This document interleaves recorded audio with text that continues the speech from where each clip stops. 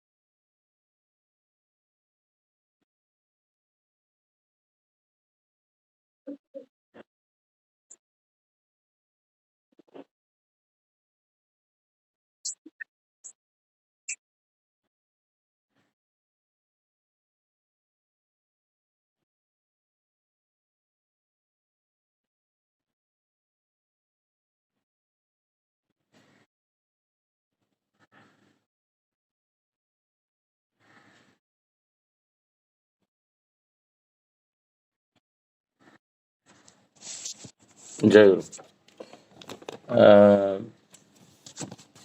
हम अभी आलोचना कर रहे थे, जब भी हम अभी आलोचना करो उसको थोड़ा कॉन्फिडेंट लेके बात करना है। ये श्री ठाकुर का जो बात है इधर,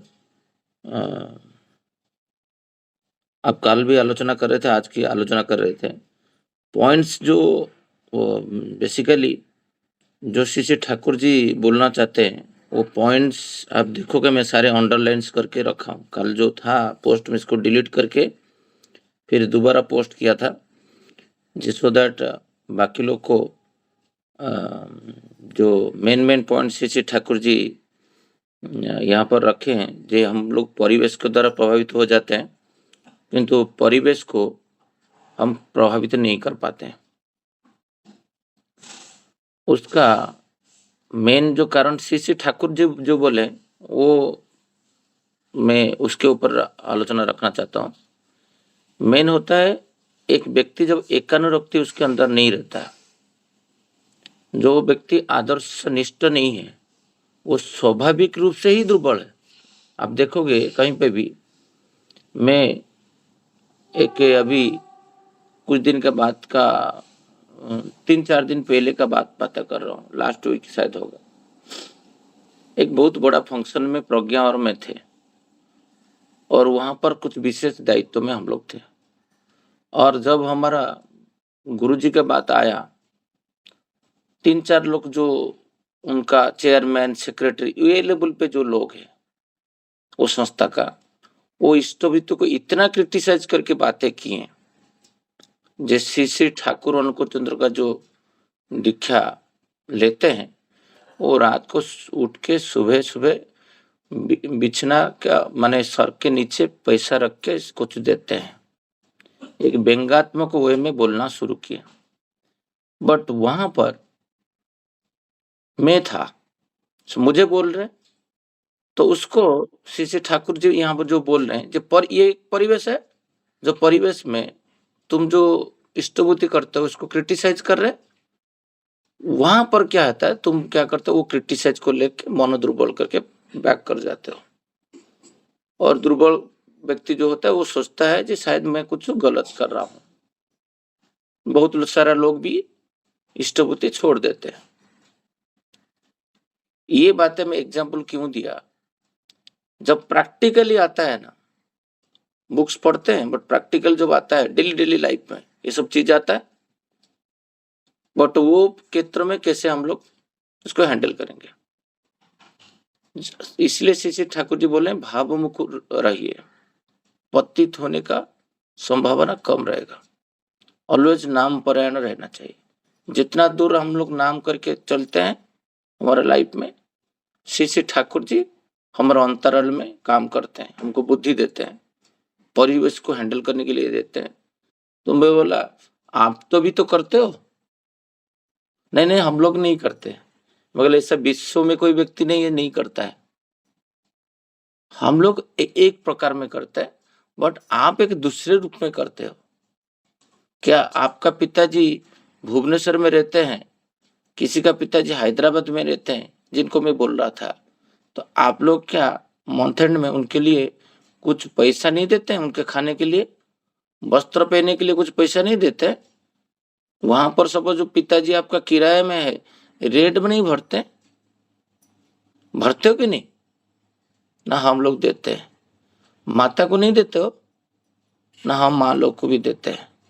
सपोज तुम यहाँ पर रहते हो और तुम्हारा बच्चा कहीं पे पढ़ाई कर रहा है बेंगलोर में, उसके लिए पैसा नहीं भेजते हो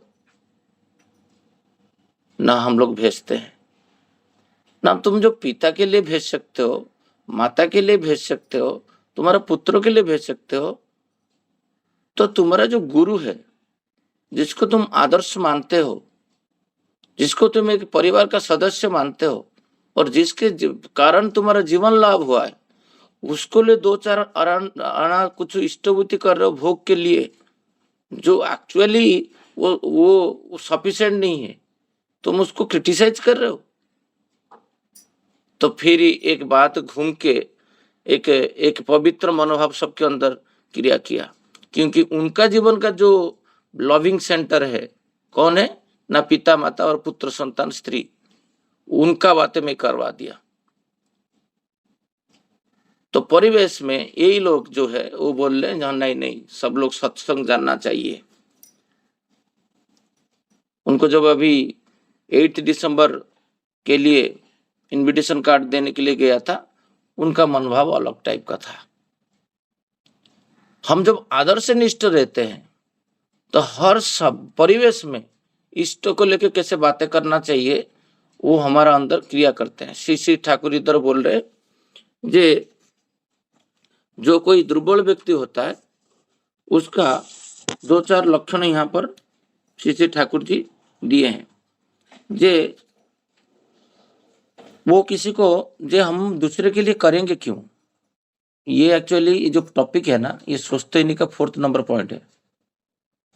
जे श्री श्री ठाकुर जी बोल रहे हैं जे परिवेश को खुद का जीवन का डिपेंडेंसी, जे मैं परिवेश के बिना बच नहीं पाऊंगा, मेरा पड़ोसी के बिना, मेरा निकटतम परिवेश पिता माता, मेरा निकटतम परिवेश मेरा स्त्री और पुत्र, ये जो इनका मंगल कामना करने के लिए मैं तत्पर रहूंगा।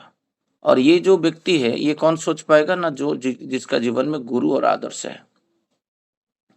जिसका जीवन में गुरु आदर्श है वो सोचता है जो दूसरा का जो जीवन है, दूसरा जो परिवेश है, ये जो परिवेश के बिना मैं बच नहीं पाऊंगा। और वो परिवेश को वो मंगल का दिग में हर तरह का, परिवेश में लाइट नहीं है तो लाइट लगाने के लिए प्रयास करता है, परिवेश में कहीं पे जो पड़ोसी के साथ अच्छा व्यवहार करता है।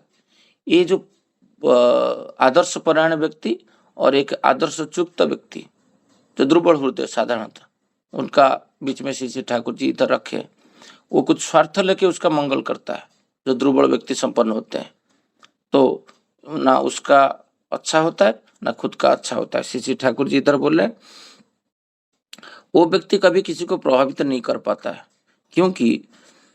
क्योंकि ऐसा जो प्रभावित होता है उनका कोई कल्याण नहीं है, और जो जिसको प्रभावित करता है उसका भी कुछ कल्याण नहीं होता है।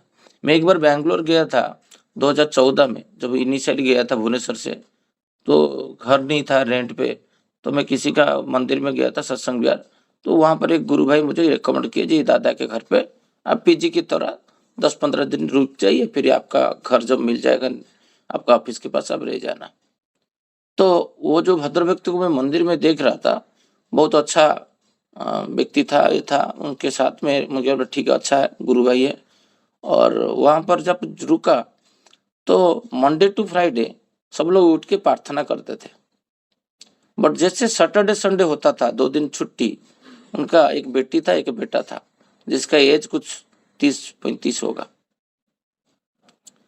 वो चारों लोग उठते थे एग्जैक्टली 11-11:30 बजे।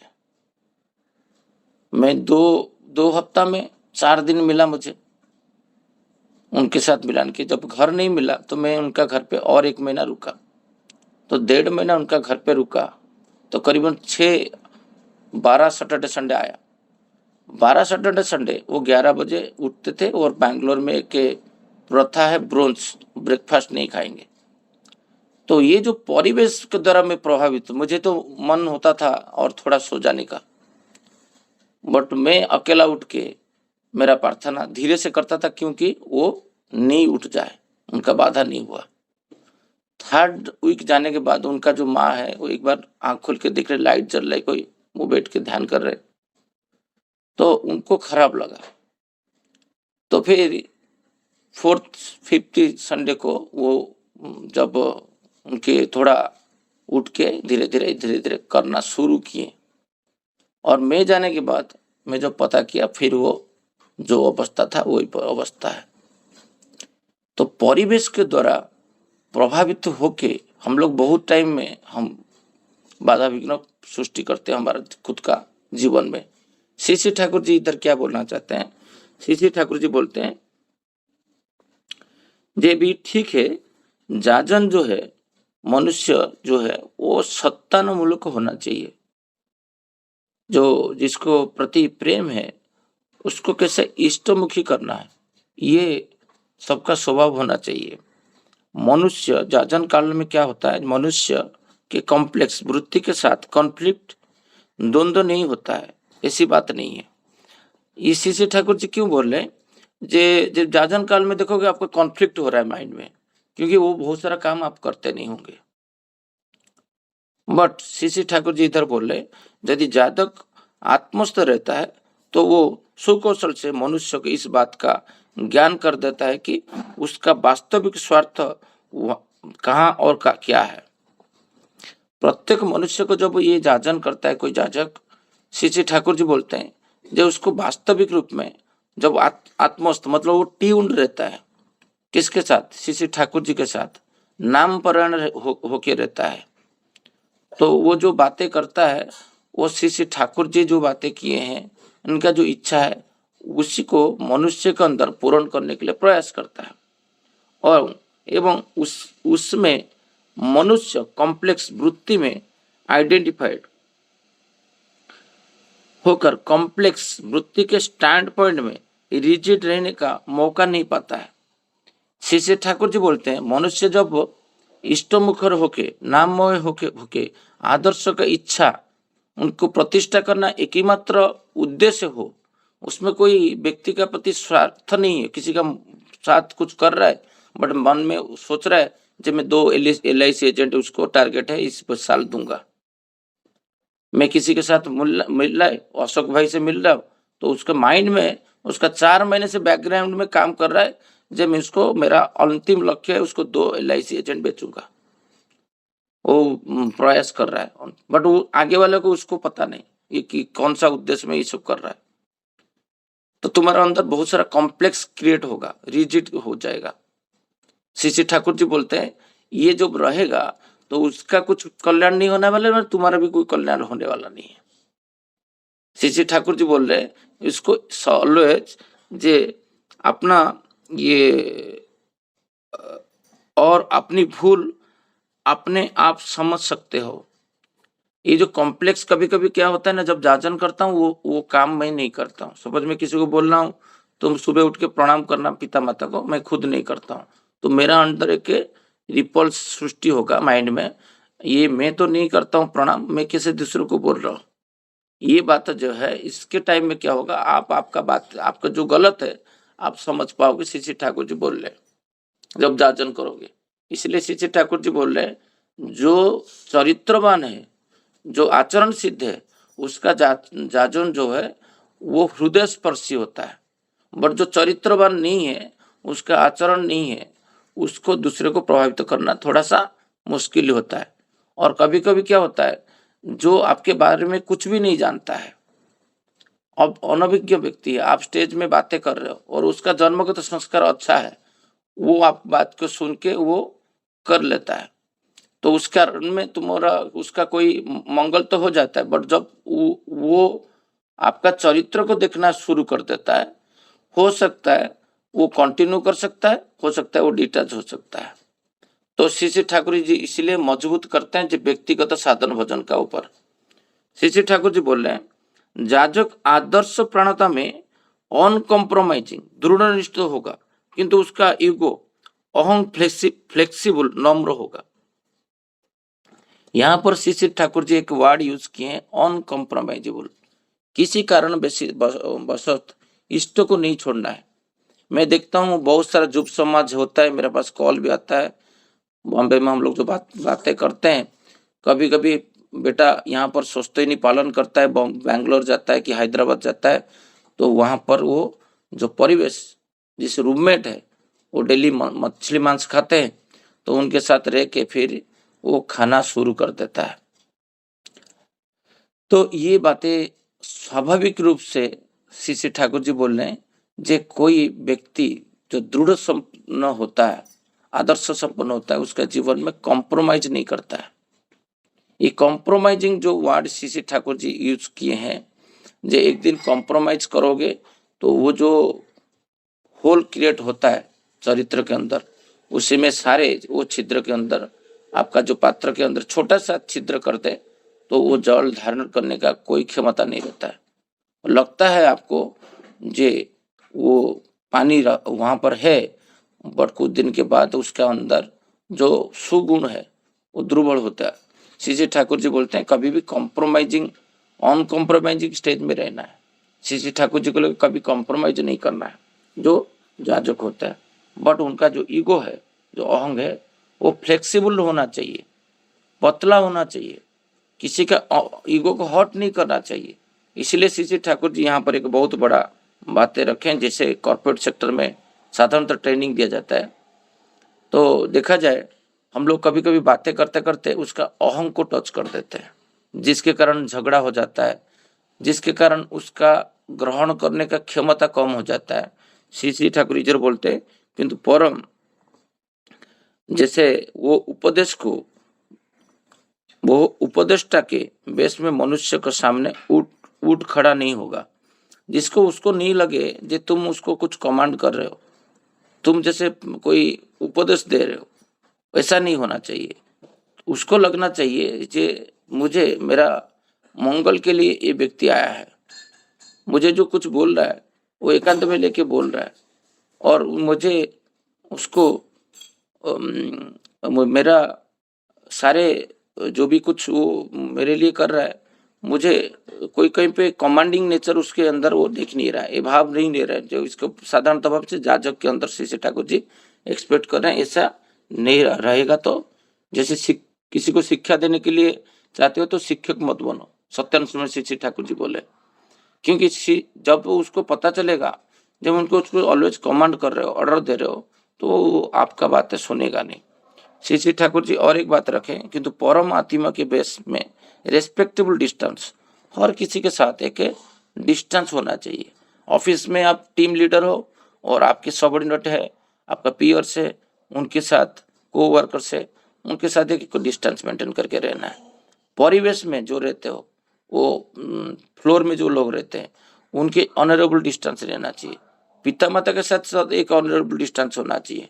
पिता के पास में कौन सा बात करूं, कौन सा बात नहीं करूं, उनका मन में कष्ट होगा, ये सब बात श्री ठाकुर जी बोल रहे आपके अंदर हर जगह में एक आपका जो मर्यादा है उसको मेंटेन करने के लिए को बनाए रख के चलेगा।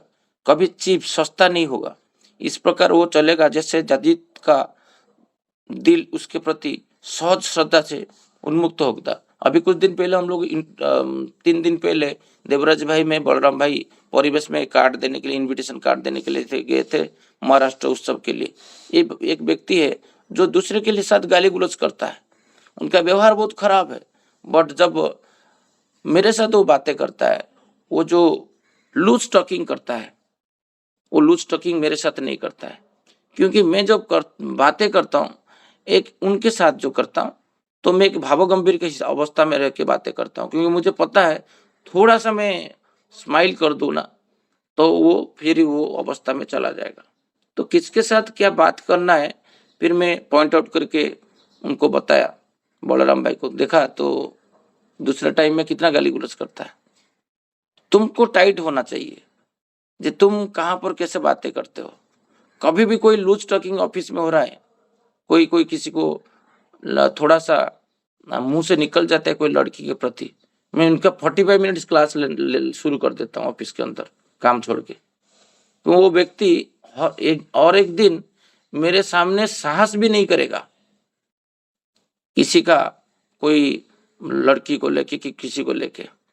तो परिवेश में जितना भी लोग रहते हैं, तुम्हारा सोसाइटी में, ऑफिस में और सत्संग वर्ल्ड में कहीं पे भी है, तुम्हारा जो व्यक्तित्व है उनको पता है जो ये व्यक्ति जो है ये बातें पसंद नहीं करता है। मैं उस दिन मुझे 40 मिनट मेरा टाइम ले लिया था और एक बोलूँगा तो 1.5 घंटा ले लेगा, ये भय से वो बात नहीं करेगा आपसे। तो आपका जो व्यक्तित्व स्ट्रांग रहना चाहिए। जैसे इष्टबुद्धि को लोग कुछ लूज टॉकिंग कर दिया, मैं उसको छोड़ दूंगा। अरे इष्टबुद्धि तो बहुत महान सब्जेक्ट है, मैं गौरव अर्जन नहीं कर पा रहा हूँ, मैं मुग्ध नहीं हूँ, जो मैं पिता माता को देख तृप्त हूँ, मैं क्यों दे रहा हूँ। तो परिवेश में जब बातें आता है तो मैं कर नहीं पाता हूँ, क्योंकि मैं स्ट्रांग नहीं हूँ, मैं दुर्बल हूँ, मैकेनिकली करते जा रहा हूँ, मेरे को समझ में नहीं आ रहा है मैं क्या कर रहा हूँ। श्री ठाकुर जी इधर रखे जे उसे वो भी ध्यान रखना होगा कि जिसके उसके अहंकार को टक्कर से जाजित अहंकार बढ़ नहीं पाए। ये वही बातें जो बोलता है, जो ईगो जिसका अहंकार है मैं इसके ऊपर एक छोटा सा उदाहरण दूंगा, बट आज समय नहीं है, बाद में समय मिलेगा तो मैं इसको बता पाऊंगा प्रैक्टिकली 2-3 जगह में कैसे किसी का अहं हट होने से काम बिगड़ गया है। तो वो श्री ठाकुर जी बोलेंगे इसको ध्यान देना है। इतर जब उग्र बन जाता है, उनका जो अहंग उग्र बन जाता है, उस समय मनुष्य किसी ट्रूथ सत्य को इम्पैक्ट प्रदान या रिसीव ग्रहण नहीं कर सकता है। ये बातें बोथ साइड श्री ठाकुर जी बोल रहे हैं, बहुत अच्छा बात है। जे आपका अहंकार बढ़ जाएगा तो आप कभी रिसीव नहीं कर सकते हो, कभी जे मैं जो कर रहा हूँ वो सही है, तो आप वो अच्छा चीज ग्रहण नहीं कर सकते हो। और अहंकार जब बढ़ जाता है, आप कभी शिक्षा भी नहीं दे सकते हो, रिसीव भी नहीं कर सकते हो, कि किसी को प्रदान भी नहीं कर सकते हो, इम्पैक्ट नहीं कर सकते हो। आप अहंकारी हो तो आप किसी को इम्पैक्ट नहीं कर सकते हो, कोई अच्छा चीज उसके अंदर इंजेक्ट नहीं कर सकते हो, करवा नहीं सकते हो। ये श्री ठाकुर जी इधर रखे हैं जे इसलिए तेजदीप्त दर्दी बिना व्यवहार की जाजक के लिए शोभनीय है। उसका वॉइस तेजदीप्त रहेगा, दीप्तिमान रहेगा, बुलंद रहेगा, और उसके साथ साथ एक पतला अहंकार भी रहेगा, वो अहंकारी नहीं रहेगा। तो उसको आगे श्री ठाकुर जी बोलते हैं विनय व्यवहार। वो बहुत मधुरभाषी रहेगा, स्पष्टभाषी रहेगा, मिष्टभाषी रहेगा, और वो उसके जो बातें सुन के बाकी लोग उद्दीप्त होंगे। श्री ठाकुर जी बोलते कहने का सारे है क्या, आप लोग सर्वदा जाजन मुखर रहे, वास्तव वाक्य और व्यवहार द्वारा तो और कोई चिंता नहीं।